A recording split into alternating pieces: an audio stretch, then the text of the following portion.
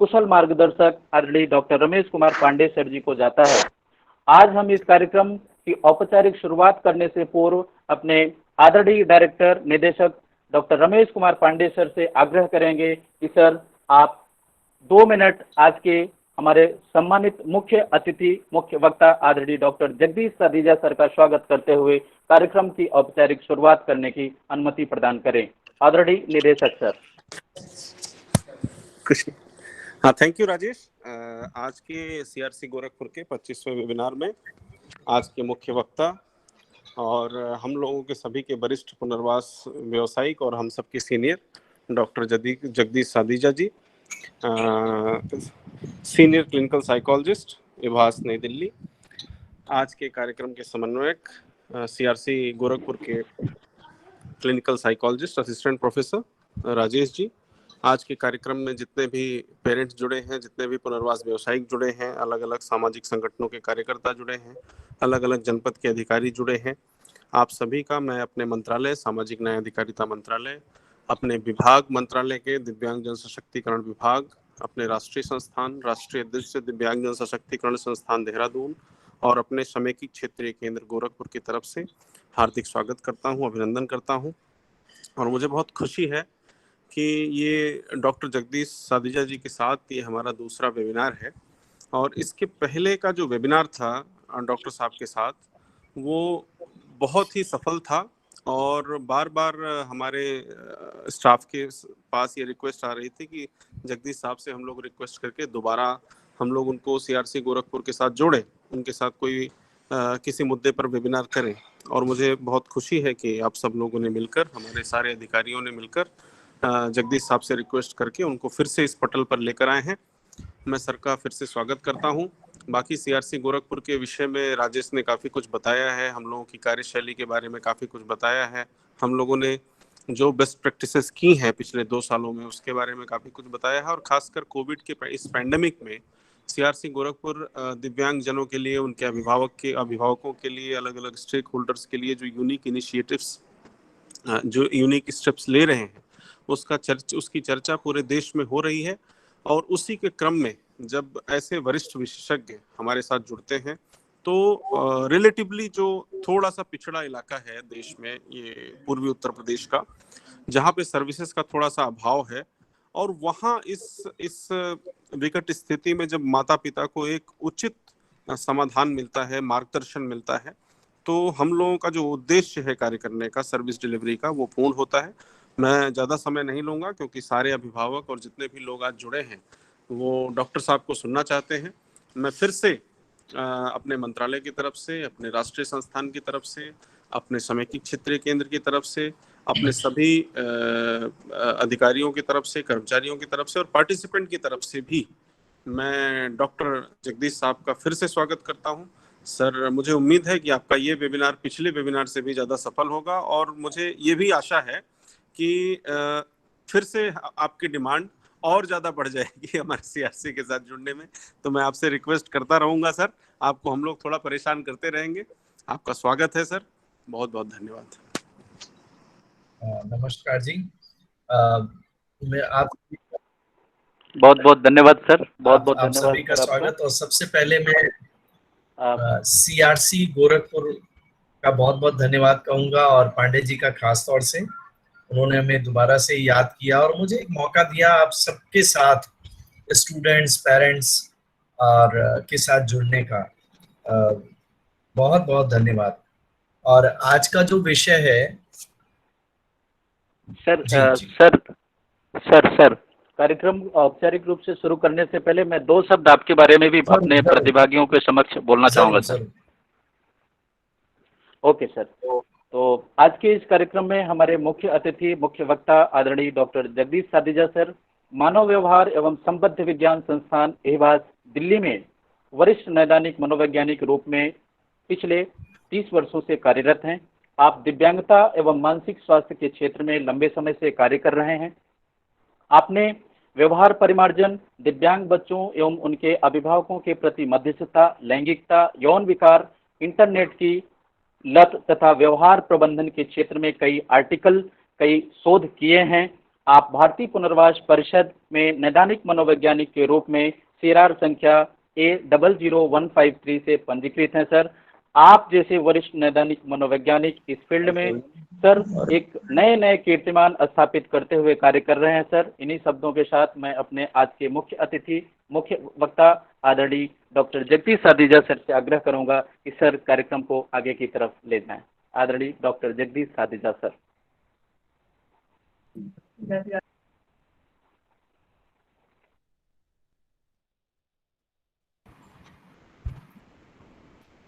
बहुत बहुत धन्यवाद राकेश जी। आज का जैसा विषय है कि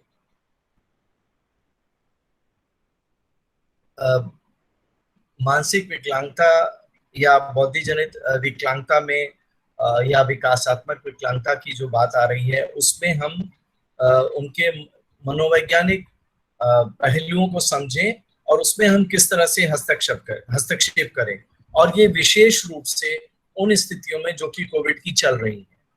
ये जैसा देखने में आ रहा है कि वास्तव में अगर हम देखें कि आप एडल्ट्स के साथ ही एक ये समस्या आ रही है कि जब हम बाहर नहीं निकल पा रहे हैं, अपने आप को कहीं ना कहीं हम कन्फाइंड किए हुए हैं घर के अंदर, और हम कोविड की इतनी सारी समाचार सुनते हैं तो उससे और हमें घबराहट परेशानी होने लगती है। तो जब हम लोगों को अपने आप को संभालने में एक बहुत संघर्ष करना पड़ रहा है, तो निश्चित रूप से हमारे ये विकलांग व्यक्तियों के साथ तो और परेशानी बढ़ जाएगी। उसके अलावा जो परेशानी सबसे ज्यादा जो जूझ रहा है वो है हमारे पेरेंट्स। ये पेरेंट्स किस तरह से इन बच्चों को संभालें, ये बहुत मुश्किल है। अब अगर हम बात करें कि जो बच्चे विकलांग नहीं हैं, सामान्य बुद्धि, अबव एवरेज बुद्धि के साथ हैं और सामान्य व्यवहार उनका है, वो लोग कहीं ना कहीं अपने ऑनलाइन क्लासेस में, अपने फोन पर, अपने वीडियो कॉल्स में कहीं ना कहीं अपनी आपको बिजी रख लेते हैं।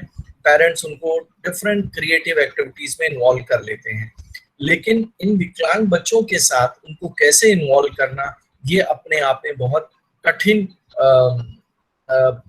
परिस्थिति है और कठिन अनुभव भी है पेरेंट्स के लिए।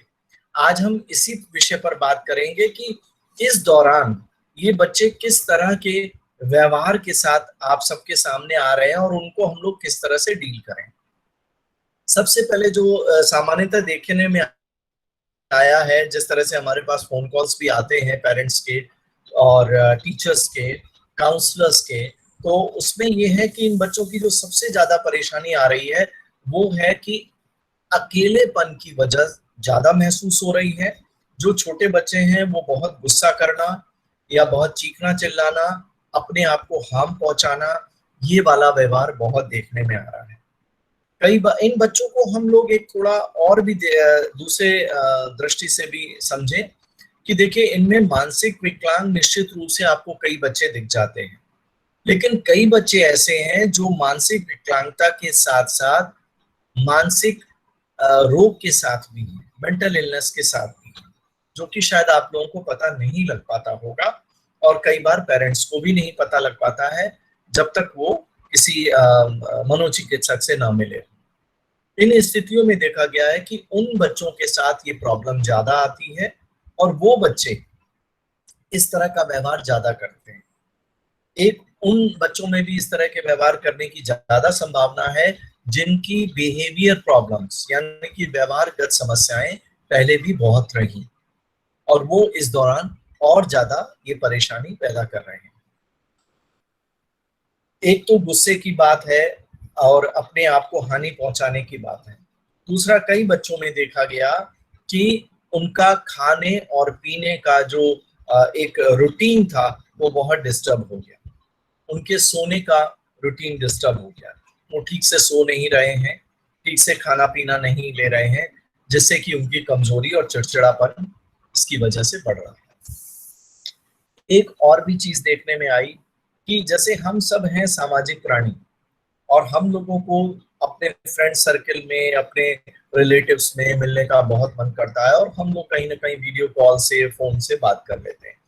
इन बच्चों का भी मन करता है, ये एक अलग बात है कि कई बच्चे अपनी बुद्धि के अनुसार हमारे समाज के लोगों को पहचान पाते हैं, कई बार नहीं पहचान पाते, और जो पहचान लेते हैं, जो बातचीत भी करते हैं, उनके साथ उनका कन्वर्सेशन पहले चलता रहा है, पेंडेमिक के पहले की बात है, तो वो कहीं ना कहीं अपने आप को इन्वॉल्व करते हैं और कहीं ना कहीं उनको एक एफिलिएशन मिलता है अपने समाज के साथ, अपने समाज के लोगों के साथ।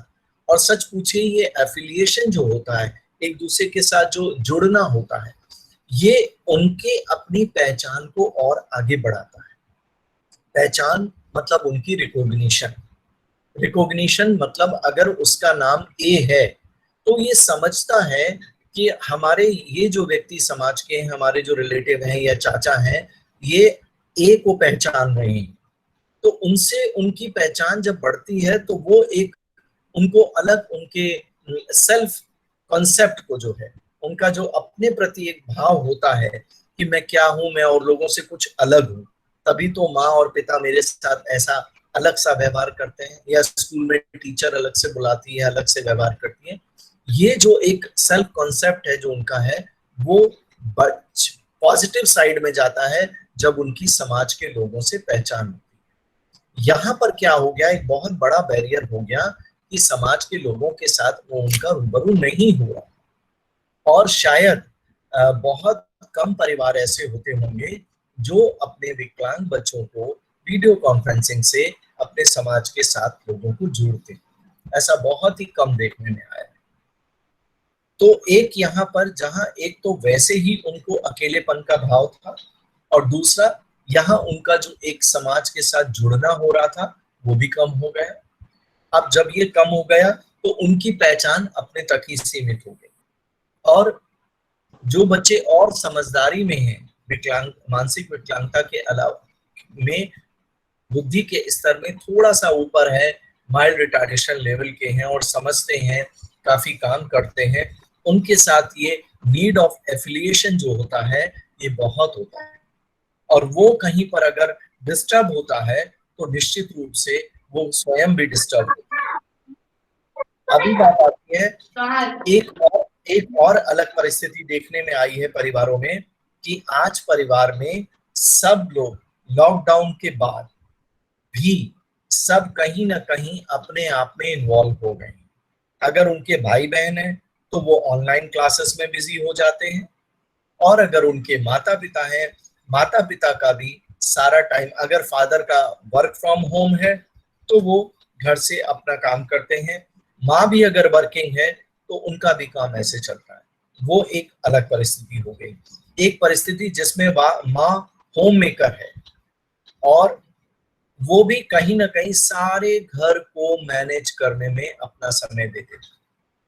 विकलांग बच्चे को समय वैसे ही ज्यादा चाहिए होता है, अब उनको समय देना भी कम हो पाता है, जिसकी वजह से मानसिक विकलांग व्यक्ति अपने आप में बहुत किनारे सा कहीं ना कहीं हो जाता है और महसूस करता है। ये वो परिस्थितियां हैं जहां पर सिर्फ परिवार को ही नहीं, मानसिक विकलांग व्यक्तियों को भी सहन करना पड़ रहा है, उन परिस्थितियों का सामना करना पड़ रहा है। अभी बात आती है कि ये जो परिस्थितियां हैं, जैसा मैंने पहले बताया कि गुस्सा, अपने आप को नुकसान पहुंचाना, चिड़चिड़ापन, ठीक से खाना ना खाना, नींद ना ठीक से ले पाना, ये जो समस्याएं हैं ये कहीं ना कहीं उनके भावनाओं में, उनके व्यवहार में और उनकी सोच और फीलिंग्स में भी आने लगती है।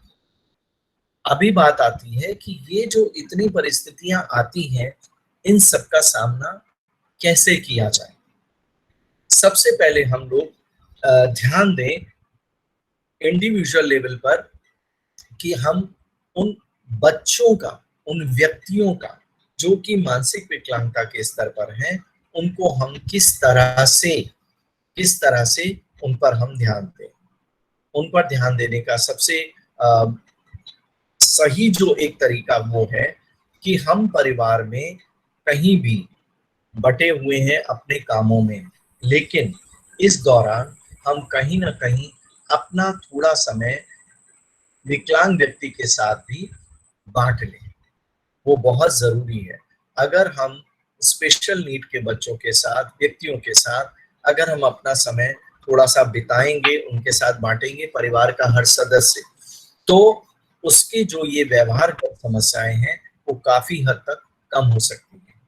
जिस तरह से मैं देख रहा हूँ सीआरसी गोरखपुर सभी कहना चाहिए प्रोफेशनल्स के लिए, पेरेंट्स के लिए ऑनलाइन प्रोग्राम रखे हैं। ऐसे ही कई स्पेशल स्कूल्स ने इस तरह से ऑनलाइन प्रोग्राम्स रखे हुए हैं, जो कि बहुत ही बहुत ही उम्दा काम वो लोग कर रहे हैं, जिससे कि इस दौरान बच्चों को ये फील होने लगता है कि really and we are giving the concept that really they are in the mainstream. वो कहीं अलग नहीं है, वो हमारी मुख्य धारा के साथ ही जुड़े हैं। वो ये महसूस करते हैं कि जिस तरह से हमारे भाई बहनों की ऑनलाइन क्लास चल रही है, ऐसे हमारी भी ऑनलाइन क्लास चल रही है। इस तरह जिनके स्कूल्स ऑनलाइन क्लासेस प्रोवाइड कर रहे हैं स्पेशल बच्चों के लिए, वहां तो बहुत ही अच्छा है कि वो इन्वॉल्व हो जा रहे हैं। लेकिन कई स्कूलों की परिस्थितियां ऐसी हैं जो वो ऑनलाइन सेवाएं नहीं दे पा रहे हैं। उनके लिए अब वो बच्चे घर में अपने आप में इन्वॉल्व हैं, पेरेंट्स के लिए भी मुश्किल हो रही है। ऐसे में हम जरूर कहना चाहेंगे कि उन बच्चों के लिए परिवार के सदस्य अपना रोस्टर बना लें और उन बच्चों को समय दें। उन बच्चों को उन्हीं समय में कहीं ना कहीं एक्टिविटीज में इन्वॉल्व करना। एक जो एक्टिविटीज डिफरेंट तरह की हो सकती है, जरूरी नहीं है सब एक्टिविटी एकेडमिक हो। ज्यादातर एक्टिविटीज जो हैं वो नॉन एकेडमिक होनी चाहिए, और उन एक्टिविटीज में हम जो हमारे न्यूज चैनल हैं, हम उनको भी कहीं ना, हमारे जो टीवी के प्रोग्राम्स हैं, कार्टून है, न्यूज चैनल्स हैं और कई एंटरटेनमेंट के प्रोग्राम हैं, उनको भी हम इन्वॉल्व कर सकते हैं इन बच्चों को दिखाने में, सिखाने में। और जैसे डिफरेंट टैलेंट हंट प्रोग्राम्स आते हैं डांस के और म्यूजिक के, वो भी हम इन बच्चों को दिखाएं, उनको बहुत अच्छा लगेगा, चेंज लगेगा। और क्रिएटिव एक्टिविटीज जो होती हैं, जो एक्स्ट्रा करिकुलर में आती हैं, वो जो भी चाहे उनके स्कूल के प्रोग्राम्स के साथ पहले से बनी हुई हैं या आपने कुछ नहीं की है, तो वो कर सकते हैं। एक जो और डिफरेंट फिजिकल एक्टिविटीज जो है वो इन्वॉल्व करना बहुत जरूरी है। लेकिन यहाँ पर जो सबसे कठिन बात आ रही है कि फिजिकल एक्टिविटी कमरे के अंदर कैसे की जाए। ये जो आप स्पेशल एजुकेटर्स हैं और जो आप पेरेंट्स हैं, वो अपनी क्रिएटिविटी के द्वारा, वो अपने इनोवेशन के द्वारा कुछ क्रिएट करें, जिससे कि घर में डिफरेंट टाइप फिजिकल एक्टिविटीज को कराया जा सके। अभी मैं जैसा कि दौर देख रहा हूं कि थोड़ा थोड़ा ओपननेस आ रही है, नॉर्मलसी की तरफ हम लोग चल रहे हैं, और लॉकडाउन का थोड़ा सा अभी कम स्ट्रिक्टनेस, कम मतलब टाइम के लिए हो रहा है लॉकडाउन। उसके लिए हम ये कर सकते हैं कि इन बच्चों को थोड़ा बाहर ले जा करके थोड़ा वॉक करवा लेना, बाहर थोड़ा सा अगर भीड़ नहीं है, मास्क के साथ और प्रिकॉशंस के साथ हम उसके साथ कुछ एक्टिविटीज रख सकते हैं। तो इस दौरान इस तरह की एक्टिविटीज में उनकी बिहेवियर प्रॉब्लम्स कम हो जाती हैं। अभी है कि जैसे जो बच्चे बहुत चिड़चिड़ा रहे हैं, गुस्सा कर रहे हैं, जिद करते हैं, सबसे पहले तो हमको ये देखना है कि जो वो जिद कर रहे हैं, जो वो गुस्सा रहे हैं, क्या वो एक बच्चे का या व्यक्ति का वो उसका हक नहीं है। हमें ये समझना बहुत जरूरी, क्योंकि अगर हम लोग एक एडल्ट होने के नाते अपने आप को देखें, तो क्या घर में हम लोगों का गुस्सा नहीं बढ़ा है? क्या हम लोगों की चिड़चिड़ाहट नहीं बढ़ी है? क्या हम लोग कहीं ना कहीं बहुत अनमने से नहीं हो जाते हैं? हाँ, एक फर्क जरूर है कि जब हम नाराज हो जा रहे हैं, जब हम गुस्सा ज्यादा दिखा रहे हैं घर के सदस्यों पर, तो शायद हम कहीं ना कहीं तार्किक हो जाते हैं बात में। इस मायने में तार्किक हो जाते हैं कि मैंने क्यों गुस्सा किया, या मैं घर में अकेले बैठ के और किस तरह से बिहेव कर रहा हूँ, विच इज नॉट गुड। तो कहीं ना कहीं हम अपने व्यवहार को अवलोकन कर लेते हैं और फिर हम अपने व्यवहार को ठीक कर लेते हैं। लेकिन हम the person with special needs, we should not expect that. हम ये अपेक्षा ना रखें कि वो अपने इस व्यवहार को, जो गुस्सा करना है, चिड़चिड़ाना है, वो उतना अवलोकित कर पाएगा।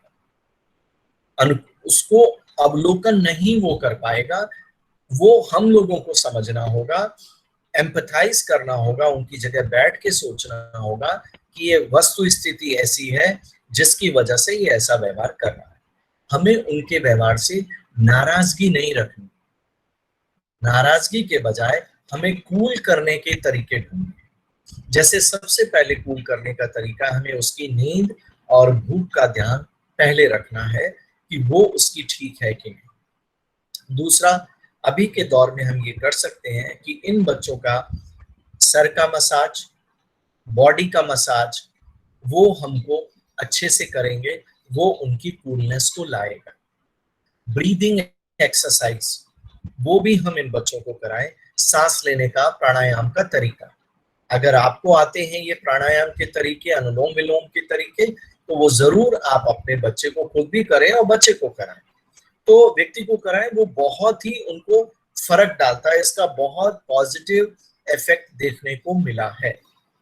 अब आती है बात कि बच्चा भी घर में एक्टिविटीज में इन्वॉल्व होना चाहता है, क्या हम उनको अवसर दे रहे हैं? हमें इन बच्चों को एक्टिविटीज में इन्वॉल्व होने का अवसर अपने साथ देना है।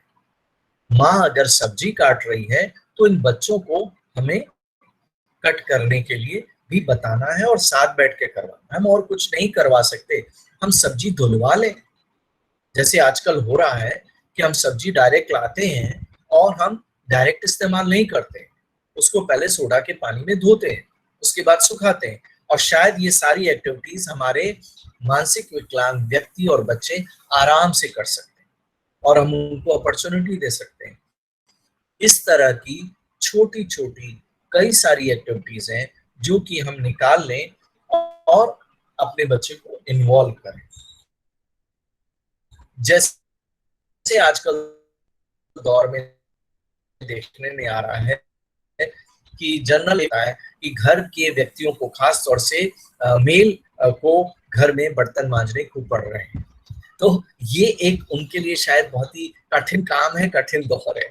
और इस तरह की और भी कई जो घर के कामकाज हैं, उनमें सब लोगों को, खास तौर से पुरुषों को भी इन्वॉल्व होना पड़ा है, जिनमें वो पहले नहीं होते थे। और अगर हम अपने मानसिक विकलांग व्यक्तियों की या the person with special needs की बात करें, वो लोगों के लिए सब काम बराबर होते हैं।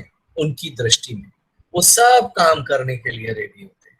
ये उनकी बहुत बड़ी खूबी होती है जिससे हम लोगों को सीखना चाहिए। उन्होंने कभी किसी एक्टिविटीज को डिवाइड नहीं किया कि ये काम हम नहीं करेंगे।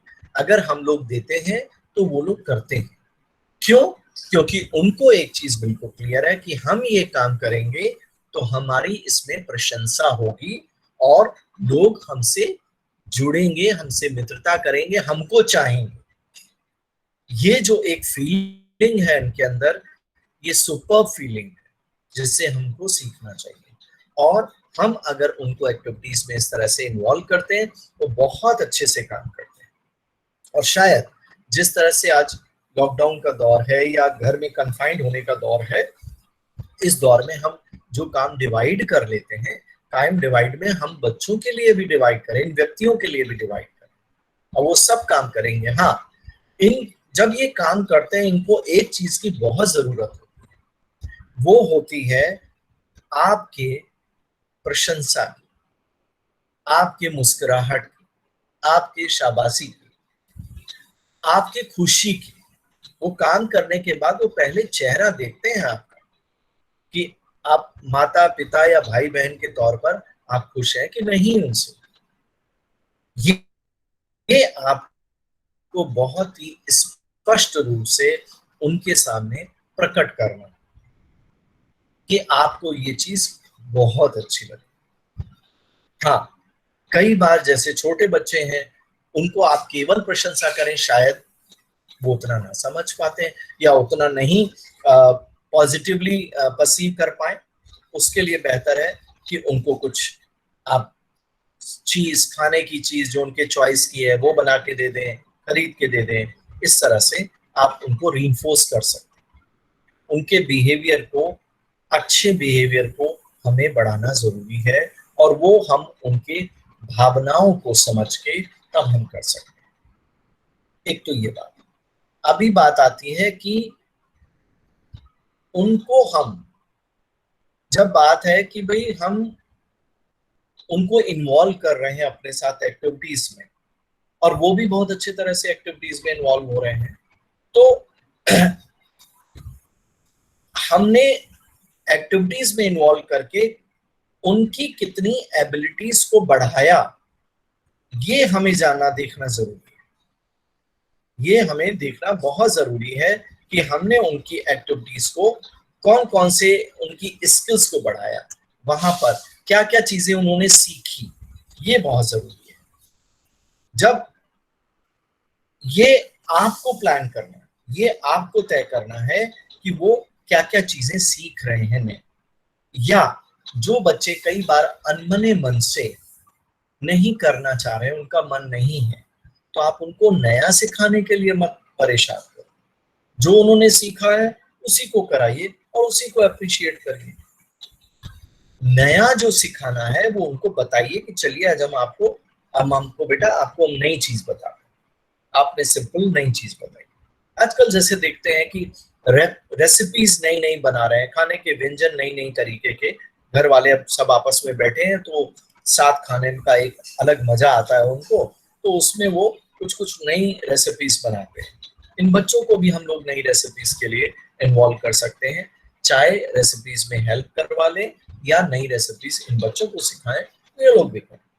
इस दौरान वेजिटेबल कटिंग हो गई और चाय बनाना हो गया, बहुत सारी एक्टिविटीज हैं जिसमें ये नई स्किल को लर्न करते हैं। नई स्किल के लर्न करने से सबसे अच्छी बात होती है कि उनके अंदर एक कॉन्फिडेंस बढ़ता है, और जो उनका बिहेवियर, जो प्रॉब्लमेटिक बिहेवियर है, वो कम होता है। क्यों? क्योंकि उनके ब्रेन की जो स्टॉर्मिंग है, जो उनका दिमाग का जो एक विश्लेषण होता है, वो बढ़ता है।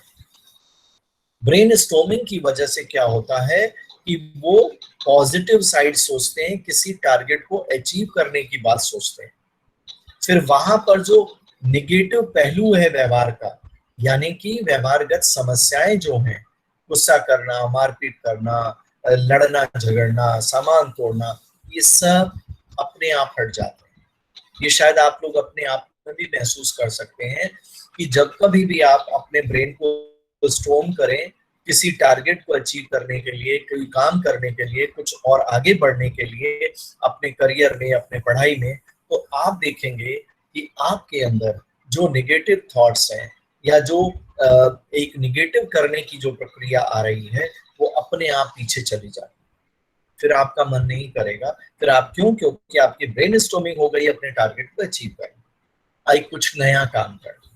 तो यही चीज इनके साथ कि जब हम इनको इन्वॉल्व करते हैं और नई चीज सिखाते हैं तो उनके ब्रेन की स्टॉर्मिंग होती है। इस ब्रेन स्टॉर्मिंग की वजह से ये लोग और नई नई एक्टिविटीज को करने के लिए प्रेरित होते हैं। वो अपने आप में इनके लिए रीइंफोर्समेंट हो जाता है, इनको खुशी मिलती है कि मैंने कुछ सीखा, अब मैं अपनी मैडम को दिखाऊंगा, अब मैं अपने पापा को दिखाऊंगा। ये चीज उनको अच्छी लगती है। और ये सिर्फ इसलिए नहीं कि ये लोग विकलांग व्यक्ति हैं तो ऐसा सोच रहे हैं, ये हमारे और सामान्य बच्चों में भी ये बात देखने को। ब्रेन स्टॉर्मिंग उनके अंदर भी होती है। फर्क पड़ता है कि हम उनको कितना अवसर दे पा रहे हैं। हम अगर उनको अवसर देते हैं तो ब्रेन स्टॉर्मिंग ज्यादा होती है। ठीक है, एक इस तरह से भी हम इनके व्यवहारगत समस्याओं को कम कर सकते हैं। अभी जैसे आती है बात कि कई बार माता पिता को देखने में हमने गौर किया है या टीचर्स को भी देखा है कि वो पनिशमेंट पर ज्यादा जोर देते हैं कि नहीं करा तो डांट दिया, नहीं करा तो मार दिया, अगर वो उसने बात को सुना समझा नहीं तो उस पर अपनी नाराजगी इस कदर व्यक्त कर दी कि वो विकलांग व्यक्ति ही कंफ्यूजन में आ जाता है कि ऐसा क्या हो गया। इसमें एक सबसे पहले मैं टीचर्स के लिए भी कहूंगा और पेरेंट्स के लिए भी कहूंगा, आप लोग इस बात पे जरूर गौर करिएगा कि जब कभी भी आप डांटने और मारने की बात करते हैं तो आप पहले अपना करंट सिचुएशन और अपने व्यक्तित्व का अवलोकन जरूर करें।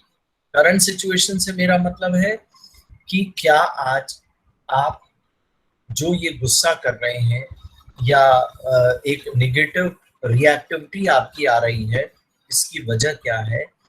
कहीं ये तो नहीं कि आप किसी दूसरे से नाराज हैं या किसी दूसरे की बात पे बहुत दिमाग में नेगेटिव थॉट्स आ रहे हैं और आप वो वाला गुस्सा इनके ऊपर उतार रहे हैं। ये समझना बहुत जरूरी है, जिसे हम बोलते हैं ट्रांसफर ऑफ इमोशंस। ये जो ट्रांसफर ऑफ इमोशंस है, इसको पॉजिटिव मैनर में देना सीखिए। ये ज्यादातर सभी बच्चे, चाहे वो विकलांग हो या विकलांग ना भी हो, ये एक सामान्य बात है। बच्चों के साथ भी नहीं, हम लोग एडल्ट के साथ भी ऐसा होता है कि हम लोग ट्रांसफर ऑफ इमोशन करते हैं। किसी दूसरे की नाराजगी हम किसी दूसरे पर उतार देते हैं। ये हमारे इन बच्चों के लिए खास तौर से या सभी बच्चों के लिए ये बहुत ही गौर करने वाली बात है, पेरेंट्स के लिए, क्योंकि यहाँ बच्चे को ये नहीं समझ में आ पाता कि मेरी गलती क्या है, या क्या मैंने इतनी बड़ी गलती कर दी कि जिसकी सजा इतनी बड़ी हो गई कि मुझे मार पड़ गई। मैं आपको बिल्कुल स्पष्ट बताऊं, ये व्यक्ति, मानसिक विकलांग व्यक्ति बहुत ही संवेदनशील होते हैं। आपको हाथ उठाने की जरूरत नहीं है, बहुत तेज बोलने की भी जरूरत नहीं है। आप केवल अपनी आंख भी दिखा देते हैं इनको, तो उससे भी ये समझ जाते हैं कि हमारे माता पिता या हमारे भाई बहन हमसे नाराज हो गए, और नाराज होना उनको बिल्कुल नहीं अच्छा लगता। ये बात मैं मान सकता हूँ कि शायद कोई ऐसा व्यवहार, मतलब कोई ऐसा व्यवहार है जो नकारात्मक है और वो बार बार कर रहे हैं और आपकी डांट के बाद भी नहीं सुन रहे। ऐसा भी होता। और मैं आपसे पूछना चाहता हूं, क्या ऐसा केवल ये जो व्यक्ति है स्पेशल नीड के साथ केवल यही करता है? क्या कभी आप नहीं करते हैं ऐसा, या आपके दूसरे बच्चे ऐसा नहीं करते? सब करते हैं, डांट के बाद भी वो करते हैं। लेकिन इसका एक सबसे अच्छा तरीका है, बेसिक प्रिंसिपल है, जो सब में लागू होता है, एडल्ट में भी बच्चों में भी, जिसको हम लोग बोलते हैं नॉन रिस्पॉन्स। कोई प्रतिक्रिया ना दें। अगर वो बच्चा पानी फैला रहा है, आपने एक बार उसको डांटा या आंख दिखाई, वो नहीं माना, उसने दोबारा भी वही गलती की और बार बार वो गलती कर रहा है, इसका अर्थ क्या हुआ? ये समझना, वो गलत व्यवहार क्या कर रहा है, इसके साथ साथ ये जानना जरूरी है कि वो ये गलत व्यवहार क्यों कर रहा है। कहीं ना कहीं उसके गलत व्यवहार करने का एक ही कारण है कि शायद उस पर ध्यान नहीं दिया जा रहा है, जिसको सामान्यतः पेरेंट्स और टीचर्स बहुत ही सोफिस्टिकेटेड स्टाइल में कहते हैं, इसका ये अटेंशन सीकिंग बिहेवियर। तो क्या हुआ अटेंशन सीकिंग बिहेवियर? ये कोई बहुत बड़ा अपराध नहीं है, ये हम आप सबका है जनाब। जो आप ब्रांडेड जीन पहन के जाते हैं ना बाहर, ये भी आपका अटेंशन सीकिंग बिहेवियर है। ये जो आप ब्रांडेड फोन लेके घूमते हैं, ये भी आपका अटेंशन सीकिंग बिहेवियर है। ये आप इसलिए एक्सेप्ट कर रहे हैं क्योंकि आप एडल्ट हैं, और वो व्यक्ति बच्चा है या वो व्यक्ति है विकलांगता के साथ, तो शायद वो अटेंशन सीकिंग के दायरे में आ गया। अटेंशन सीकिंग हर इंसान को चाहिए, हर व्यक्ति को चाहिए। सत्ता लेना ये भी तो अटेंशन सीकिंग है। ये सामान्य व्यवहार है, हर इंसान का सामान्य फीलिंग है। हाँ, ये जरूर देखना है कि अटेंशन सीकिंग बिहेवियर जो है वो स्वयं व्यक्ति को या समाज को कहीं नुकसान तो नहीं पहुंचा रहा। आप अगर 25,000 का ब्रांडेड फोन लेते हैं, घर के बजट में नहीं है, ये अटेंशन सीकिंग बिहेवियर हानिकारक है। बच्चा अगर बार बार सामान तोड़ता है, ये अटेंशन सीकिंग बिहेवियर है और ये हानिकारक। हाँ, अब यहां समझना है कि अटेंशन सीकिंग बिहेवियर क्यों है, क्यों कर रहा है ऐसा। वो शायद इसीलिए कर रहा है, उसको अटेंशन चाहिए, ये पक्की बात है। किस मायने में चाहिए? शायद आपका प्यार दूंगा, शायद वो कुछ नया सीखना चाहता हो, शायद वो उस तरह की एक्टिविटीज में इन्वॉल्व होना चाहता हो जो उसको अभी मन नहीं लग रहा, उसका अन्यमनस्कता है वो दूर हो जाए। वो शायद कोई ऐसी एक्टिविटी चाहता हो और आप इन्वॉल्व नहीं कर रहे हैं। यही अगर वो बुद्धि से थोड़ा सा और एवरेज लेवल पर होता तो शायद अपनी क्रिएटिविटी से वो नया काम निकाल लेता और इन्वॉल्व हो जाता, उसको अटेंशन की जरूरत नहीं पड़ती। यही चीज, ये जो अटेंशन सीकिंग बिहेवियर है, ये आपसे अटेंशन मांग रहा है, पक्की बात है, लेकिन मांगने का पॉजिटिव एस्पेक्ट लेके चलिए। सामान्यतः अटेंशन सीकिंग का निगेटिव एस्पेक्ट लेके सब लोग चलते हैं या अटेंशन सीकिंग को निगेटिवली परसीव करते हैं। वैसा मत करिए। अटेंशन सीकिंग जन्म सिद्ध अधिकार है। बच्चा पैदा होने पर भी रोता है। फिजियोलॉजिकल एस्पेक्ट पे तो रोता है क्योंकि फेफड़ों में ऑक्सीजन जाती है। सामाजिक आधार पर वो रोता है, वो समाज के साथ अपने आप को जोड़ने के लिए आवाज देता है, अटेंशन देता है कि मैं आ गया हूं, अब मुझे लो, मुझे बुलाओ, मेरे से बात करो। तो ये सामान्य व्यवहार है, इसको अलग व्यवहार लेकर, निगेटिव व्यवहार लेकर मत चलो। ठीक है? जब कभी बच्चा अगर आपकी बात नहीं सुनता है, डांट मार से नहीं सुनता है, तो हमें नॉन रिस्पॉन्स देना। नॉन रिस्पॉन्स का क्या मतलब हुआ? हमने उसको अटेंशन देना बंद कर दिया जो वो अटेंशन सीकिंग बिहेवियर चाह रहा है। ठीक है? और थोड़े समय के बाद वो अपने आप नॉर्मल बिहेवियर में आ जाएगा, क्योंकि उसको ये पता लगेगा कि मेरा ये, उसको मैसेज जाता है कि मेरा ये व्यवहार हमारे माता को नहीं अच्छा लग रहा है, मुझे नहीं करना चाहिए, क्योंकि वो मेरी तरफ ध्यान ही नहीं दे रही। और हम कहीं ना कहीं बच्चे को, इधर हमने जरूर नॉन रिस्पॉन्स दिया, फिर हम कहीं ना कहीं दूसरी पॉजिटिव एक्टिविटीज में उसको इन्वॉल्व करें। इस तरह से और भी कई टेक्निक्स हैं जिनको हम सामान्य रूप से बच्चों की व्यवहारगत समस्याओं के साथ ले सकते हैं। ठीक है? और नेगेटिव जो आती है, एक तो हो गया मारपीट करना, इसको जितना हो अवॉइड करें। एक हो गया रिस्पॉन्स कॉस्ट, जो कई बार होता है कि बच्चा जब अच्छा व्यवहार करता है, जब बड़े व्यक्ति होते हैं, एडल्ट में आते हैं, एडोलेसेंट मानसिक विकलांग होते हैं, तो उनको हम चॉकलेट दे के नहीं रिझा सकते हैं। हाँ, उनके लिए हम एक्टिविटीज बेस्ड रीइंफोर्समेंट करते हैं कि जो एक्टिविटीज कराते हैं तो उनको रीइंफोर्समेंट मिलता है, जो कि हमने बात पहले कही। यही चीजें कई बार हम पॉइंट्स में रखते हैं कि आपने ये काम किया तो हम आपको इतने पॉइंट्स देंगे, और अगर आपने ये गलत किया, ये गलत व्यवहार किया, तो हम इतने पॉइंट्स वापस ले लेंगे। ये जो एक टेक्निक्स है, ये भी बहुत ही यूजफुल होती है। इस तरह की बहुत सारी मनोवैज्ञानिक पद्धतियां हैं, उनके व्यवहारगत समस्याओं को कम करने के लिए, अच्छे व्यवहार को बढ़ाने के लिए। तो ये हम डे टू डे लाइफ में इस्तेमाल कर सकते हैं, लेकिन हमें इसके पहले अपने आप को, अपना अवलोकन जरूर करना है और बच्चे के व्यवहार का भी अवलोकन जरूर करना है।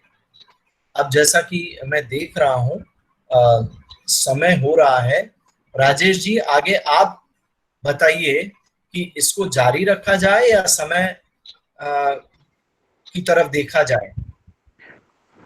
अभी अभी है सर, अपने पास पर्याप्त समय है sir. Your session is too fruitful sir. सारे 250 लोग आपको सुन रहे हैं सर। बिल्कुल, मैं राजेश जी ये चाह रहा था कि अगर कुछ प्रश्न लिए जाएं जी सबके, सर, उसमें हम लोग टाइम दें तो ज्यादा ठीक है, जी सर। क्योंकि वो उनके प्रैक्टिकल ओके सर, तो हाँ, इसके पहले ओके मैं सर, तो अभी आपके पास सर 3 से 4 कितने प्रश्नों को मिनट हम में लोग सर आप लेंगे? कंक्लूडिंग दे दीजिए सर। अच्छा अभी ठीक लगभग है, हमारे पास 5 से 7 प्रश्न आए हैं सर। 5 से 7 प्रश्न। हाँ, हम लोग कुछ प्रश्नों को जरूर लें ताकि वो प्रैक्टिकल क्वेश्चंस होंगे तो वो उनको ज्यादा काम आएंगे। ओके अभी मैं सर, ओके। इसको ओके अपने सर। इस जो हमारी आपके साथ वार्तालाप है, इसको हम और ब्रीफ कर देते हैं कि देखिए कोविड-19 के दौरान निश्चित रूप से बहुत सारी परेशानियां आ रही हैं। हम एक चीज समझें कि हम कन्फाइंड जरूर हैं, लेकिन कन्फाइंड होने के साथ साथ भी हम घर के अंदर बहुत सारी एक्टिविटीज खुद भी कर सकते हैं और अपने विकलांग व्यक्ति को भी इन्वॉल्व कर सकते हैं।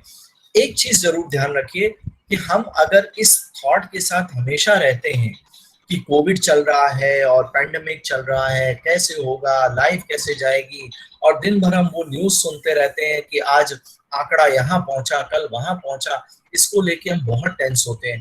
तो मेरा आपसे सविनय निवेदन है कि कृपा करके इस तरह की न्यूज़ेस में अब ज्यादा गौर मत करिए। बेसिक फंडा बिल्कुल क्लियर है कि ये कोरोना वायरस धीरे धीरे जाएगा और जल्दी ही वैक्सीन आ जाएगी, तो उससे सब ठीक हो जाएगा। वैक्सीन आने की बहुत ज्यादा उम्मीदें हैं, वो बहुत जल्दी आ जाएगी। दूसरा, हम न्यूज जरूर देखें, न्यूज से अपडेट जरूर हो, लेकिन पूरे दिन नहीं। दिन में सुबह, दोपहर, शाम में एक एक बार दिन में हम लोग हो जाए, ताकि वर्तमान में क्या चल रहा है देश में उसको जानने समझने के लिए आप जितना देखेंगे आपकी निगेटिविटी बढ़ेगी, आपके निगेटिव थॉट्स आएंगे जो कि डायरेक्टली रिफ्लेक्ट करेंगे आपके सारे परिवार के व्यक्तियों के व्यवहार पर, क्योंकि आपका व्यवहार ही निगेटिव होने लगेगा, आपके अंदर चिड़चिड़ाहट बढ़ेगी, तो आपके परिवार से बिल्कुल रिफ्लेक्ट होगा। तो कृपा करके इस चीज पर गौर करें कि बहुत ज्यादा पैंडेमिक को अपने प्री ऑक्युपाइड नहीं होना है, इसी के बारे में हर वक्त नहीं सोचना है। जीवन में बहुत सारी पॉजिटिव चीजें हैं करने के लिए, जो आपकी हॉबीज थी उनको इनकलकेट करिए और बच्चों को भी इन्वॉल्व करिए। ठीक है, अब इनकी जो व्यवहारगत समस्याएं हैं, इनको हम लोग अपने ही पॉजिटिव बिहेवियर के द्वारा इनको इन्वॉल्व करके अपने इनकी जो परेशानी, चिड़चिड़ाहट, ये सबको दूर कर सकते हैं। कई बच्चे होते हैं जिनकी व्यवहारगत समस्याएं ऐसी होती हैं जो अनमैनेजेबल होती हैं। उसका सबसे अच्छा तरीका है कि अगर मेडिसिन चल रही है तो उनको अपने डॉक्टर से कंसल्ट करके मेडिसिन को जारी रखें। मेडिसिन नहीं चल रही है तो ऑनलाइन सिकैट्रिस्ट से जानकार सिकैट्रिस्ट हो, जो अच्छे क्लिनिशियन हो, उनके साथ ऑनलाइन अपॉइंटमेंट ले करके इनकी मेडिसिन को शुरू करा जा सकता है। इसके अलावा क्लिनिकल साइकोलॉजिस्ट या बिहेवियरल साइंटिस्ट के द्वारा आप ऑनलाइन बिहेवियर मॉडिफिकेशन प्रोग्राम्स भी ले सकते हैं, वो आपको बहुत सुकून देगा।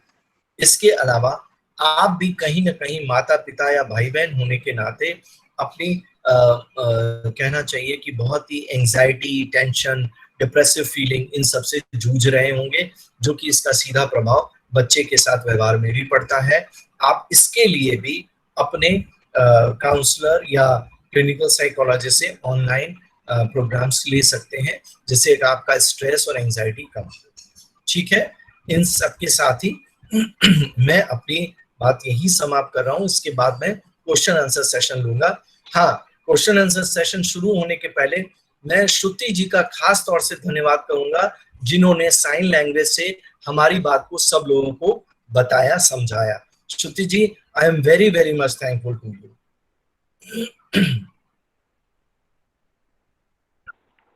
Thank you sir, thank you so much. आपका सेशन सारे प्रतिभागी बहुत ही ध्यान से सुन रहे थे सर, और लगातार 250, 249, 250 का हमारा पार्टिसिपेंट्स का आंकड़ा बना रहा। बहुत ही अच्छा रहा सर। आज का ये चूंकि संडे था और सारे अभिभावक हमारे साथ जुड़े हुए हैं। और सर अब आज के इस कार्यक्रम के हमारे साथ दूसरे समन्वयक श्री राजेश कुमार यादव जी, जो सीआरसी गोरखपुर में पुनर्वास अधिकारी के पद पर कार्यरत हैं। आज सर भी आज के इस कार्यक्रम के समन्वयक हैं। तो मैं आदरणीय राजेश कुमार यादव सर से निवेदन करूंगा कि चैट बॉक्स में आए हुए जो प्रश्न हैं वो आप तक लाएं। आदरणीय Rajesh Kumar Yadav sir. Thank you sir. सर्वप्रथम तो मैं जगदीश सजीजा सर को प्रणाम करना चाहूंगा। सर हमारे कुछ नमस्कार सर, कुछ हमारे अभिभावकों के प्रश्न आए हुए हैं सर, उसमें से हमारे जी सर, हमारे एक अभिभावक ने प्रश्न पूछा हुआ है सर कि बौद्धिक दिव्यांग बच्चे जो होते हैं तो उनके लिए कुछ ऐसी सामान्य घरेलू टिप्स अगर आप बता दें कि उन्हें घर पे किस प्रकार से व्यस्त रखा जाए और किस प्रकार से उनकी देखभाल की जाए। साथ ही साथ हमारे इसी से जुड़ा हुआ एक अभिभावक ने प्रश्न किया हुआ है कि विकासात्मक विलंब को हम कैसे पहचाने, क्योंकि जो नॉर्मल घरों के माता पिता हैं जिनकी एजुकेशन बहुत ज्यादा नहीं हुई है, तो वो कैसे पता करें कि उनका बच्चा विकासात्मक विलंब से ग्रसित है या विकासात्मक विलंबता उसमें पाई जा रही है। सर बिल्कुल बिल्कुल। पहला सवाल जो है, मैंने हालांकि अपने इस लेक्चर में काफी बताया है कि प्रैक्टिकली हम कैसे इन्वॉल्व करें, लेकिन निर्भर करता है कि बच्चे की उम्र कितनी है और बच्चे की विकलांगता का स्तर क्या है। मानसिक विकलांगता के दौरान में बस इस बात को गौर करना है कि जिस तरह से हम अपने सामान्य बच्चों को डिफरेंट एक्टिविटीज में इन्वॉल्व करते हैं, वैसे ही हमारा बेसिक प्रिंसिपल होना चाहिए कि इन बच्चों को भी हम घर की ही एक्टिविटीज में इन्वॉल्व करें, पहला। दूसरा ये है कि घर से सुबह से उठ करके और रात को सोते समय विभिन्न तरह की एक्टिविटीज होती हैं। शायद हम आपके लिए वो सामान्य सी एक्टिविटीज है, उनपे क्या गौर करना। जैसे सिंपल है, बाहर का न्यूज़पेपर आया, उसको उठा के लाना, न्यूज़पेपर, डेली के न्यूज़पेपर को एक जगह पर अपनी जगह पे रखना, उन न्यूज़पेपर्स के बंडल्स वीकली बना करके रखना, पानी को भरना बकेट में। मैंने फिर वही बात की कि निर्भर करता है कि बच्चे की विकलांगता, शारीरिक क्षमता, इन सब के आधार पर हम उनकी सेवाओं का उपयोग कर सकते हैं। जैसे खाना बनाने की जो बेसिक एक्टिविटीज है, सब्जी काटना, सब्जी धोना, चाय बनाना, या यूं कहना कि घर में जैसे सिंपल हो गया, झाड़ू हो गया, पोछा हो गया, बर्तन हो गए, ये हाउस होल्ड कोर्स में हो गया। टेबल को जो हमारे यूटेंसिल्स हैं, जब हम खाना खाते हैं, यूटेंसिल्स को तैयार करना, खाने की प्रिपरेशन के लिए सलाद काटना, या हमारा जो स्टडी टेबल है उनको हम कैसे ठीक रखें। अलमीरा है, हम अलमीरा को किस तरह से साफ सुथरा बना के रखें। उसमें आप देखिए, बच्चे को थोड़ा सा आप इनिशिएट करिए, उसको आगे बढ़ाइए, उसको बताइए इसको ऐसे ऐसे रखो, वो रख लेगा। वो हो सकता है गलत रखे, आपको ये कहने की जरूरत नहीं कि आपने गलत किया।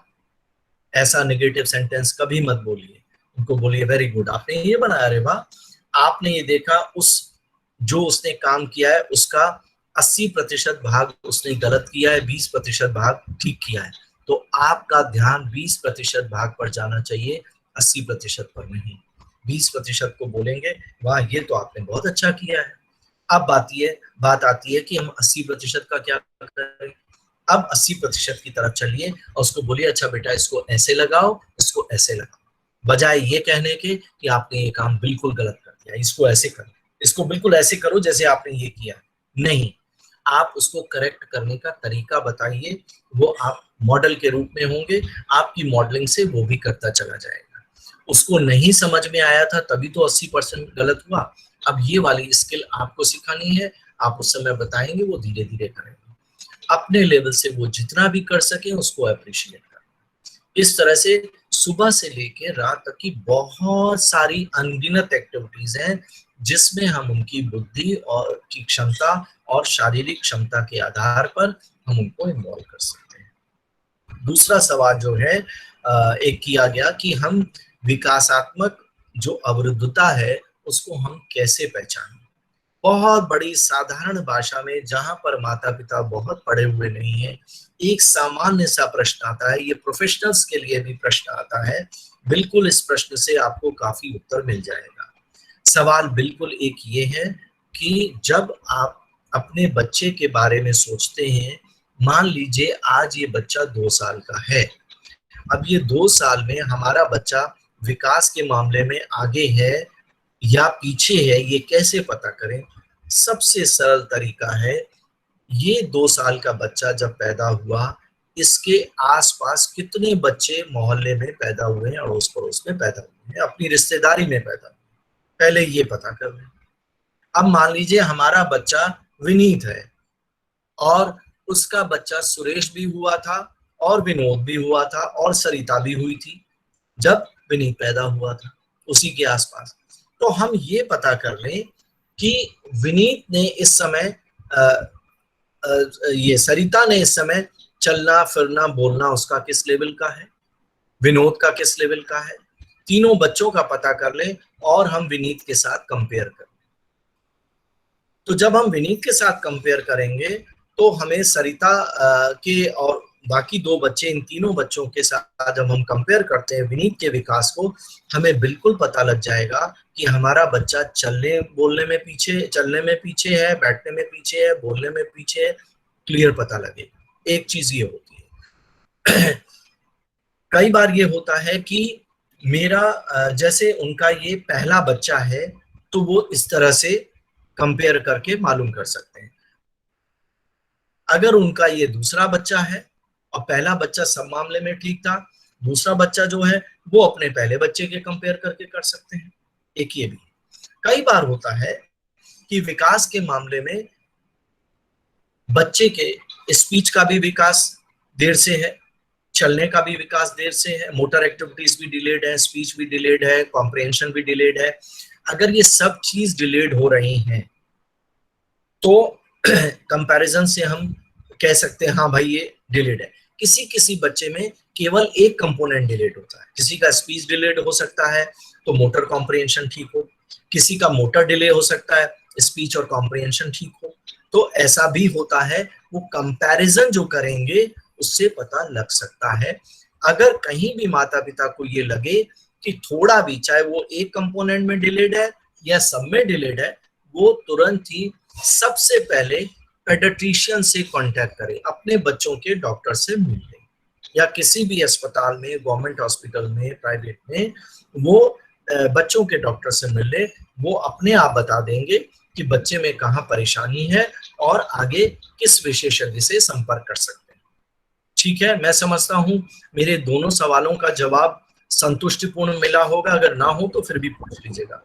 धन्यवाद सर, आपने बहुत अच्छा हमारे पेरेंट्स को गाइड किया। सर हमारे एक दूसरे पेरेंट्स हैं, पूनम गुप्ता मैडम हैं, इन्होंने पूछा हुआ है कि सर मेरे बच्चे की उम्र 5 साल है और इस बच्चे में कुछ बिहेवियर प्रॉब्लम है, वो लोगों को धक्का देता है, घर के परिवार वालों के साथ मारपीट करने लगता है, उन्हें नोचना खचोटना ये सब करता है, सामानों को इधर उधर बिखरा देता है, जिससे कि सारे परिवार के सदस्य परेशान हैं कि इसकी इस समस्या से हम कैसे निजात पाएं। तो ये चाहती हैं कि सर आप इन्हें कुछ गाइड करें, निर्देशित करें। ठीक है, ये 5 साल के बच्चे में सबसे पहले ये देखिए कि उसकी भूख उसकी ठीक रहती है कि नहीं, खाना पीना उसका ठीक है कि नहीं, नींद उसकी ठीक है कि नहीं, और जो मैंने तरीका बताया था मसाज वगैरह का वो कराना है। दूसरा मुझे ये देखना है कि आपका जो अपना व्यवहार है माता पिता का आपस में, वो बहुत इंपॉर्टेंट है। अगर आप बच्चे के सामने ही आपस में लड़ाई कर रहे हैं या घर वाले व्यक्तियों के साथ, बड़ों के साथ लड़ाई कर रहे हैं, उसका भी सीधा सीधा इम्पैक्ट बच्चे की व्यवहारगत समस्याओं में आता है। तीसरी बात आती है कि बच्चा कुछ चाहता है जो उसका पूरा नहीं हो रहा है, तो वो बच्चे को हमें उसको, मैंने कहा कि पॉजिटिव एक्टिविटीज में इन्वॉल्व कराना है। चौथी बात है कि बच्चे का बोलना समझना किस लेवल का है। कई बार होता है बच्चा बोल नहीं पाता है, ठीक से समझ नहीं पाता है, तो उसका जो अभिव्यक्तिकरण होता है वो इस तरह से होता है, वो अपनी भावनाओं की जो अभिव्यक्ति करता है वो गुस्सा करके, मारपीट करके, अपने को नुकसान देके इस तरह से करता है। तो इस चीज को मेरे ख्याल से अगर माँ और पिता टाइम देते हैं बच्चे को तो वो उसके अभिव्यक्तिकरण को समझ पाएंगे। और अगर आप नहीं समझ पा रहे हैं तो बच्चे को प्यार दुलार करके बॉडी टच, मतलब अपने शरीर से जोड़ना, उसको गले लगाना, उसको छूना, उसके गालों को छूना, ये जब आप बॉडी टच देंगे तो बच्चा धीरे धीरे कूल डाउन होता है और अपनी भावनाओं को कहीं ना कहीं से, अपनी इच्छा को कहीं ना कहीं इशारे से वो व्यक्त करता है। ऐसा देखने में आया है। ये केवल आप अभी बॉडी टच करेंगे और तुरंत रिस्पॉन्स मिलेगा ऐसा नहीं है, समय समय पे आप ऐसा करते रहें। ये चीज से बच्चे के जो नेगेटिव इमोशंस, जो नेगेटिव रिएक्टिविटी आ रही है वो बहुत कम होती है। ये इसके कारण क्या है जो मैंने बताया था उन पर जरूर गौर करेंगे। आपकी आपसी लड़ाई, आपका आपसी व्यवहार और बच्चे के साथ भी व्यवहार, इनको समझना बहुत जरूरी है। Please next question. Thank you sir. हमारी एक पेरेंट्स हैं वर्षा राजपूत, इन्होंने पूछा हुआ है कि मेरा बच्चा बौद्धिक दिव्यांगता से ग्रसित है जिसकी उम्र 13 वर्ष है, उसके अंदर एंजाइटी बिहेवियर पाया जा रहा है और इस बच्चे को व्यस्त रखना हमारे लिए बहुत मुश्किल हो रहा है, तो सर के द्वारा हमें कुछ निर्देश प्रदान किया जाए। जैसे उन्होंने कहा कि एंजाइटी बहुत दिखा रहा है, वो किस तरह के एंजाइटी, कैसे कह सकते हैं कि वो एंजाइटी है? सर वो आपस में परेशान है, इधर उधर घूमना, इधर उधर भटकना, अकेले में चिंता प्रदर्शित करना, इस तरह की चीजें ज्यादा दिखा रहा है। ये जो अकेले में चिंता प्रदर्शित करना, ये बिल्कुल वेग बात है, अस्पष्ट है, जो क्लियर नहीं हो रही है। जो इधर उधर घूमना और परेशान सा होना, हाँ ये बात हम समझ सकते हैं। 13 साल का बच्चा है, इस समय बहुत ज्यादा संभावना है कि हार्मोनल चेंजेस हो रहे हों। हार्मोनल चेंजेस होने की वजह से उनके मूड में परिवर्तन आता है, कभी खुशी कभी गम, इस तरह का उतार चढ़ाव एक ये होता है। दूसरा, जब ये बच्चे ग्रोन अप होते हैं, अब जैसे 13 साल का उम्र है, जो हार्मोनल चेंजेस होते हैं, इस समय सेक्स के हार्मोन्स भी बढ़ते हैं। तो सेक्स के हार्मोन्स बढ़ने से भी अंदर जो सेक्सुअल फीलिंग है, सेक्सुअल एराउजल है, वो भी बढ़ता है, उत्तेजना बढ़ती है, जिसको कि ये अभिव्यक्त नहीं कर पाते हैं और शुरू में इधर से उधर परेशान होते रहते हैं। हाँ, जब इनके वीर्य का निर्माण होता है और वीर्य का निकलना होता है तो वो उनको थोड़ा सा कूल करता है, लेकिन इनिशियली ये वाले सिम्टम्स देखने में ज्यादा मिलते हैं कि जब वो इधर उधर से परेशान होता है। हार्मोनल चेंजेस में एक चेंजेस और आते हैं जो कि हमारे थायराइड की बात जिसे हम कहते हैं, थायरॉक्सिन में भी परिवर्तन आता है, जिसकी वजह से इनके मूड में भी बहुत परिवर्तन आता है और ये सामान्य है, इसके लिए आप परेशान ना हो। उनका जो ये चीज आया, जैसा मैंने पहले बताया कि एक तो खाने पीने का ध्यान रखना है, दूसरा इनको जो नहलाने धुलाने का तरीका है, इनको नहलाने के लिए थोड़ा ज्यादा टाइम दिलाना है। मतलब समर गर्मी का टाइम है तो शांति से बैठ के वो आराम से नहाएं, जल्दबाजी में नहीं। बॉडी का मसाज बहुत इंपॉर्टेंट है। ये दौर अभी 12-13 साल से लेके कम से कम 18-19 साल तक देखने में अलग अलग रूप में देखने के इनके इमोशंस में मिलेगा।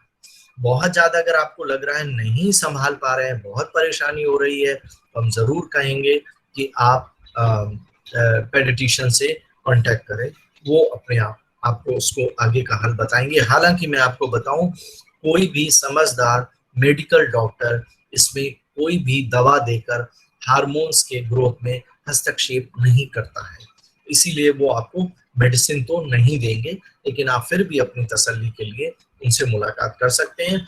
हाँ, मेरे हिसाब से क्लिनिकल साइकोलॉजिस्ट या काउंसलर, इन लोगों से आप रेगुलर संपर्क करके इनके इमोशंस को कैसे कंट्रोल करना है, बिहेवियर को कैसे मैनेज करना है, वो जरूर आप सीख सकते हैं। बाकी चिंता करने की बात नहीं है, ये सामान्य बात है। जहां तक बात कही आपने एंजाइटी बहुत होती है या एंजाइटी रिफ्लेक्ट करता है, ये बहुत ही वेग सा टर्म आ जा रहा है इस समय, अस्पष्ट है। जो एंजाइटी का अर्थ अलग होता है, वो होता है टेंशन और चिंता, जिसको हम जोड़ रहे हैं, स्ट्रेस जोड़ रहे हैं। यहाँ एंजाइटी किस मामले में आ रही है, ये अस्पष्ट है। ठीक है, प्लीज। Thank you sir. हमारे एक पेरेंट हैं श्वेता, इनका कहना है कि इनका एक बच्चा है जिसकी उम्र 8 वर्ष है और ये एक माइल्ड कैटेगरी का बच्चा है जिसके अंदर सेल्फ इंजर्ड बिहेवियर है, स्वयं घातक व्यवहार है, और ये अपने हाथों को खुद से काट लेता है एवं अपने मुंह को नोचता रहता है नाखूनों के द्वारा। तो इसके लिए ये क्या करें, इस हेतु इन्हें परामर्श की आवश्यकता है। सर आपसे यह सलाह चाहते हैं। सबसे पहले ये है कि सेल्फ इंजीनियस बिहेवियर में हमें ये समझना है कि कई परिस्थितियां ऐसी होती हैं जिसमें, जिन परिस्थितियों के आने के बाद वो बच्चा या व्यक्ति वो गुस्से की अभिव्यक्ति करता है। तो हमें पहले ये देखना है कि किन कारणों से वो गुस्सा कर रहा है, क्यों काट रहा है, क्या ऐसी बात होती है जब वो काटता है। बहुत भूख लगती है, नहीं बोल पा रहा है तो शायद काटने लगता हो। उसको टॉयलेट जाना है, नहीं बोल पा रहा है, तब शायद अपने आप को मारने लगता हो। किसी ने उसको डांट दिया, उसको नहीं पसंद आया, तब शायद वो अपने आप को काटता हो। ये आपको ऑब्जर्व करना होगा कि, और ये आप जानते भी होंगे क्योंकि आपने इतने समय तक इसको गौर किया, आप कहीं ना कहीं जानते होंगे कि कब कब ये अपने आप को मारता है या काटता है या नाखून से नोचता है। तो उन परिस्थितियों को पहले आप लिख लीजिए, उनको दूर करने की पूरी कोशिश करिए। भूख लगना हो गया, किसी ने डांट दिया, तो कोशिश ये रखिए उसको डांटना नहीं है, उसको आराम से वो बात कहनी है। और उससे अच्छा तरीका होता है कि बॉडी टच देकर उस बात को आप कहिए, उसको गले लगाइए, हग करिए और फिर उसको वो बात बोलिए। तो उसका जो इमोशंस है वो कूल डाउन होते हैं, वो फिर गुस्सा नहीं करता है। हाँ, प्रिकॉशनरी मेजर्स में क्या करेंगे कि हम पहले उसके नाखूनों को काट के रखेंगे और उंगलियों में कोशिश ये रखें कि हम पट्टी बांध दें उंगली के आगे, जिससे कि वो जब काटने जाए तो उसके बॉडी पर मतलब निशान न पड़े। आप ये सोचेंगे कि नाखून काट लेंगे तो निशान नहीं पड़ेंगे, ऐसा नहीं है।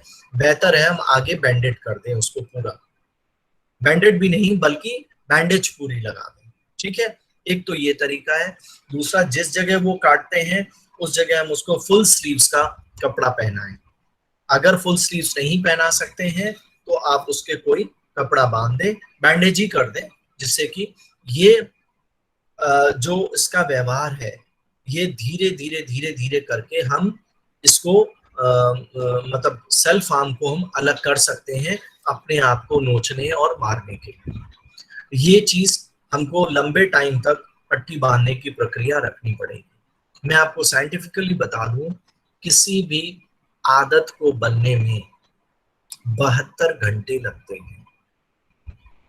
अगर आप किसी भी आदत, किसी चीज की आदत बनानी है, 72 घंटे आप उसका इस्तेमाल करते रहेंगे निरंतरता के साथ, तो वो एक आपकी आदत बन जाएगी।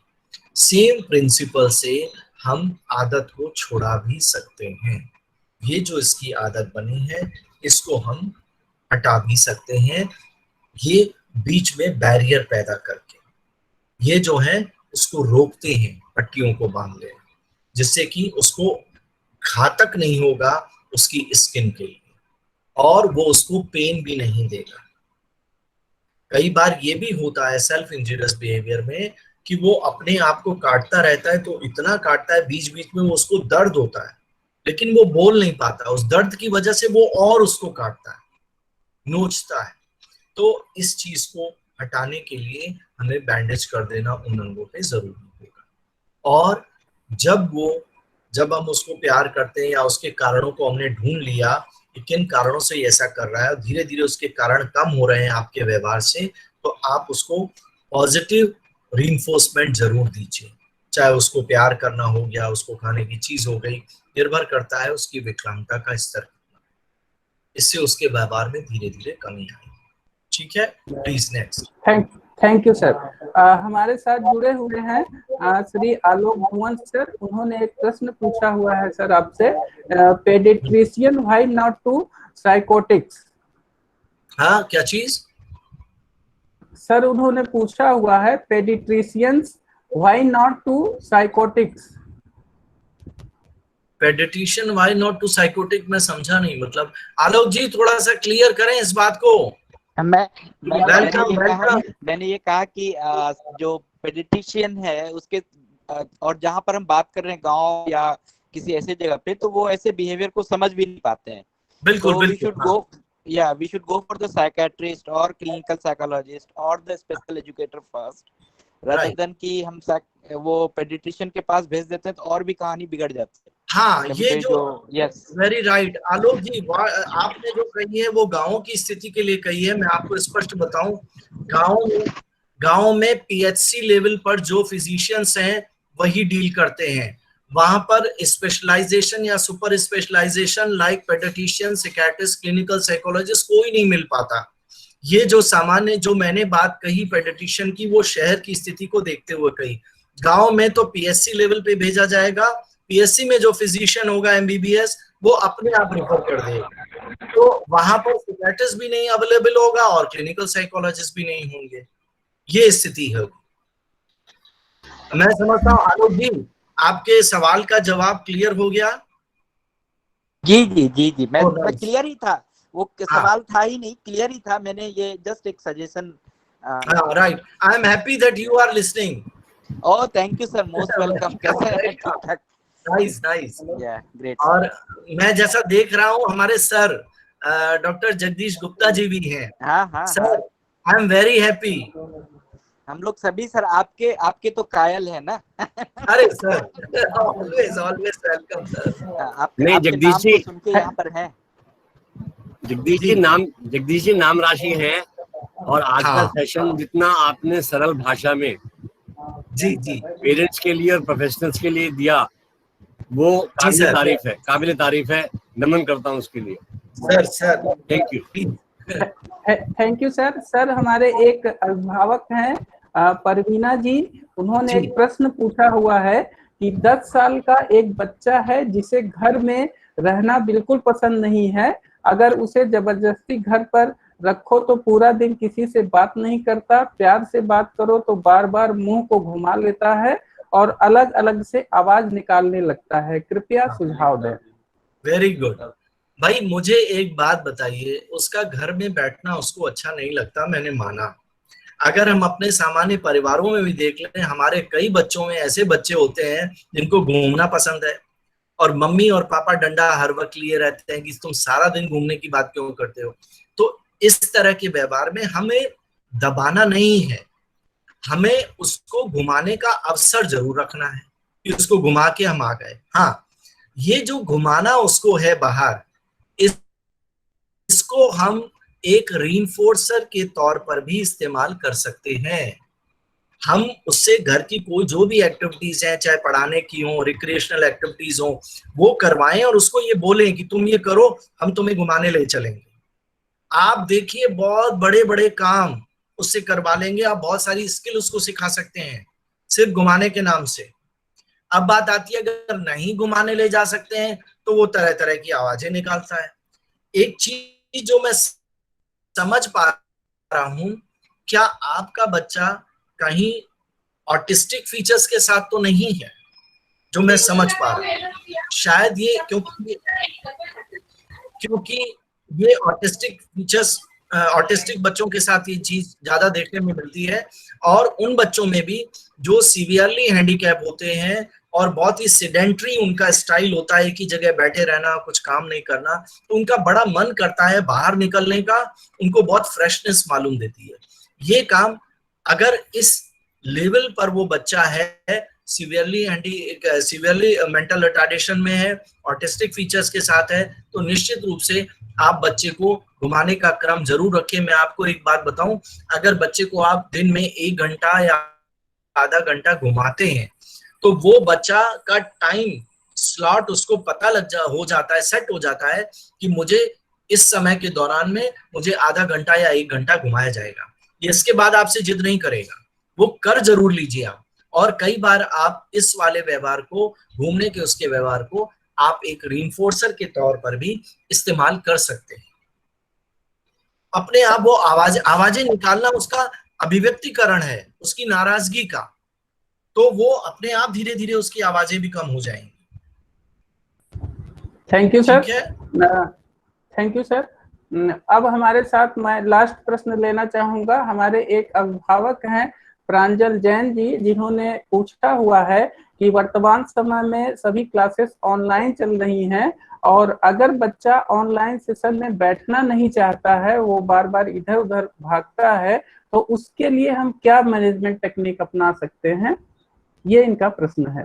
हाँ बिल्कुल, बहुत ही इन्होंने सही प्रश्न किया है। इसको आप शायद आप प्रोफेशनल्स या मेरे ख्याल से पेरेंट शायद इसको व्यवहारगत समस्याओं के अंतर्गत ले सकते हैं, लेकिन ऐसा है नहीं।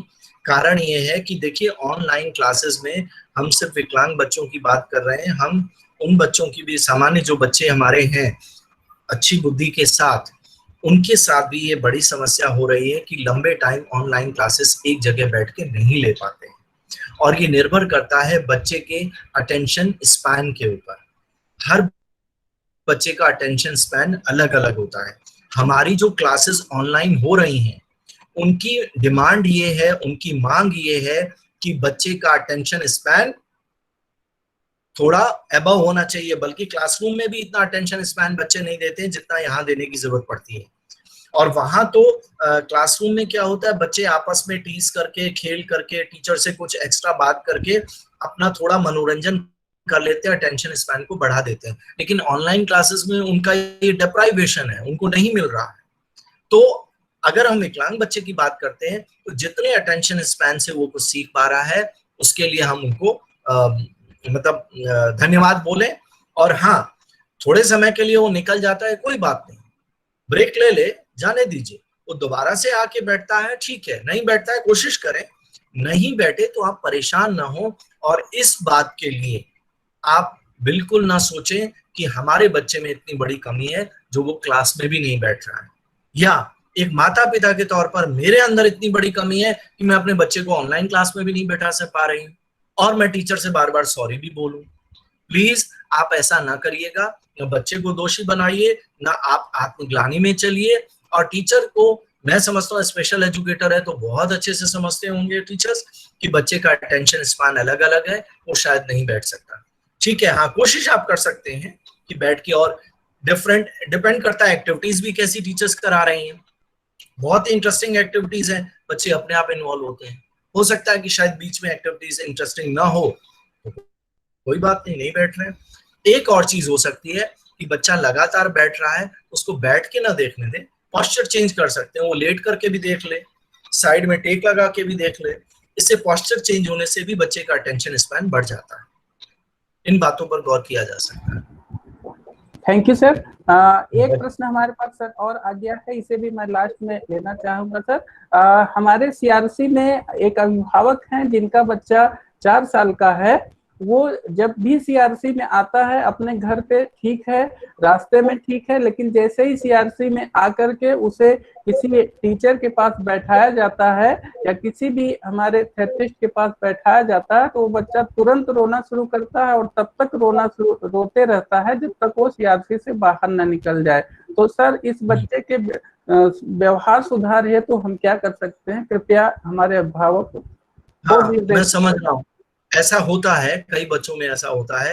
ये वजह हो सकती है कि शायद पहले कभी सीआरसी आया हो और उसको कोई नेगेटिव अनुभव मिला हो। एक ये भी हो, नेगेटिव अनुभव से मतलब है कि शायद वो जितना प्लीजिंग हंसते हुए चेहरे चाह रहा हो, शायद किसी एक दूसरे का नाराजगी वाला चेहरा या देख लिया हो, क्लास में बैठे हो, टीचर ने शायद उस तरह का रिस्पॉन्स ना दिया हो, तो वो एक कारण हो सकता है। दूसरा ऐसा भी होता है, कई बार बच्चे क्या होता है कि अनजानी जगह में और ग्रुप में ज्यादा लोग जब होते हैं वहां भी एक डर महसूस करते हैं, ऐसा भी देखने में। इसका सबसे अच्छा है कि जब वो बच्चा आए उसको फ्री छोड़िए, और जो कुछ बॉल वगैरह होते हैं, जो भी अब सीआरसी में क्लास में आया, सीआरसी के ऑफिस में गया वो बच्चा और अपने आप को रेस्टलेस महसूस कर रहा है, परेशान हो रहा है, तो सबसे अच्छा है कि उसको आप कुछ बॉल हो गई, कुछ खिलौना हो गया, वो दे दिया, वो पकड़े हुए और घूम रहा है, आराम से घूमने दीजिए उसको, उस माहौल को अडॉप्ट करने दीजिए। शायद सीआरसी या टीचर्स का ये अपेक्षा होगी कि बच्चा आए और हम उसको पढ़ाने के लिए बैठे, जिसको कहते हैं रेपो एस्टेब्लिशमेंट। रेपो एस्टेब्लिशमेंट शायद केवल यही समझा जाता है कि हमारे सामने वो बैठे तो हम उससे बातचीत करें, वही रेपो एस्टेब्लिशमेंट है। नहीं, रेपो एस्टेब्लिशमेंट में बच्चे को फ्री छोड़ दीजिए, कुछ खेलने के लिए दे दीजिए। वो एक दिन कोई बच्चा लेगा, कोई 4 दिन लेगा, कोई 6 दिन लेगा, लेने दीजिए। रेपो एस्टेब्लिशमेंट तब होगा जब वो बच्चा उस माहौल में पहली बात ये रोना चिल्लाना धीरे धीरे बंद कर देगा, और शुरू में उसको आधे घंटे के लिए लाइए। समय भी आप ध्यान रखिए, बहुत लंबे टाइम के लिए नहीं, 10 मिनट के लिए आए, आधे घंटे के लिए आए, फिर धीरे धीरे समय बढ़ाइए, और धीरे धीरे उसके वो इमोशन जो निगेटिव वो कम होते चले जाएंगे, और वो बच्चा लोगों के पास, एक दूसरे के पास जाके खड़ा हो जाएगा, टीचर्स के पास खड़ा हो जाएगा। फिर उनसे आप बात कर सकते हैं, थोड़ी थोड़ी हंस के मुस्कुरा के बात, कोई पढ़ाई की बात नहीं करनी है, कुछ नहीं, सिर्फ खेलने और खाने की बात करनी है। इन बच्चों के रेपो एस्टेब्लिशमेंट में टाइम लगता है, ये धीरे धीरे प्रोसेस में क्लियर हो जाएगा, इसकी चिंता की कोई बात नहीं। धन्यवाद सर। राजेश जी, मैं सर से थोड़ा सा। हाँ राजेश जी, हाँ राजेश जी, सर बोले आप। हाँ, सेशन या क्वेश्चन आंसर सेशन कंप्लीट होने के पहले एक बार हम फेस टू फेस श्रुति जी को थैंक यू जरूर बोलना चाहेंगे। जी सर, जरूर सर। और अब कार्यक्रम को आगे संचालित करने के लिए मैं कार्यक्रम समन्वयक श्री राजेश कुमार जी को आमंत्रित करता हूं कि वो अब कार्यक्रम को आगे संचालित करें। धन्यवाद सर। जी बहुत ही अच्छा सर, शानदार सर। और बड़ा अच्छा लगता है कि जब हम सबके वरिष्ठ साथी एनएमएच पास आउट आदरणीय डॉक्टर आलोक भुवन सर हम सबके कार्यक्रम में आते हैं, बहुत ही अच्छी फीलिंग्स आती है। हम लोग भी मशवरा के कार्यक्रम में लगातार सीआरसी गोरखपुर परिवार के जितने भी सदस्य हैं मशवरा को ज्वाइन करते हैं और उसका एंजॉय करते हैं। सर आपका आशीर्वाद ऐसे ही सारे पुनर्वास व्यवसायियों पर बना रहे सर, बहुत ही अच्छा सर। और मैं जगदीश गुप्ता सर को भी बहुत बहुत धन्यवाद दूंगा सर कि आप इतने वरिष्ठ हैं और हम सबके एक प्रेरणा स्रोत मार्गदर्शक हैं कि आप भी हम सबके कार्यक्रम को ज्वाइन कर हम सबका उत्साहवर्धन करते हैं सर। और इसी कड़ी में मैं कार्यक्रम समापन की घोषणा करने से पूर्व आज के हमारे मुख्य अतिथि मुख्य वक्ता आदरणीय डॉक्टर जगदीश सादिजा सर से आग्रह करूंगा कि सर आपका जो विचार है आप आदरणीय श्रुति मैडम से फेस टू फेस वार्तालाप कर सकते हैं। जरूर, थैंक यू राजेश जी। श्रुति जी, यदि आप तक आवाज जा रही हो तो एक बार सर से। Good afternoon sir. Good afternoon Shruti ji, आपकी शक्ल नहीं दिखाई दे रही है, 2 मिनट। श्रुति, यस हाँ श्रुति जी। हाँ जी। हाँ, आप वीडियो पे दिख नहीं रहे हैं। सर मैं आपको देख रही हूँ। अच्छा। मैं आपका स्पेशल थैंक्स बोलूंगा कि आपने मेरे पूरे वार्तालाप को आपने सब तक पहुंचाया। I am very much thankful to you. और बहुत ही अच्छी तरीके से जो आप बोल रहे थे वो मैं सुन भी रहा था, समझ भी रहा था, तो बहुत अच्छा लगा। Thank you so much sir. और ये तो हम लोग की रिस्पॉन्सिबिलिटी है सर। Thank you. एक आपकी काबिलियत भी है। Thank you sir. Thank you. Thanks a lot. Sir, this is how the webinar is made inclusive. जी sir, This is how the webinar is made inclusive. हाँ, yes. Inclusive हो गया ना, समावेशी हो गया कि everybody attending the webinar can understand. Yes. और हम सभी का धन्यवाद बोलेंगे, पांडे जी का भी, राकेश जी आपका भी, और पूरे सीआरसी टीम को हमारा बहुत बहुत धन्यवाद कि उन्होंने हमें पुनः याद करके सबसे मिलवाया और टॉपिक भी अच्छा रखा और सबने सुना। और सच बात है 250 लोग थे, बहुत अच्छा लगा। And special thanks to Jagdish sir and Alok ji, उन्होंने भी, वो भी हमारे साथ रहे, मुझे बहुत अच्छा लगा sir. Thank you sir, thank you so much sir. कार्यक्रम समापन की घोषणा करने से पहले आज इस कार्यक्रम में जुड़े हुए हम सभी के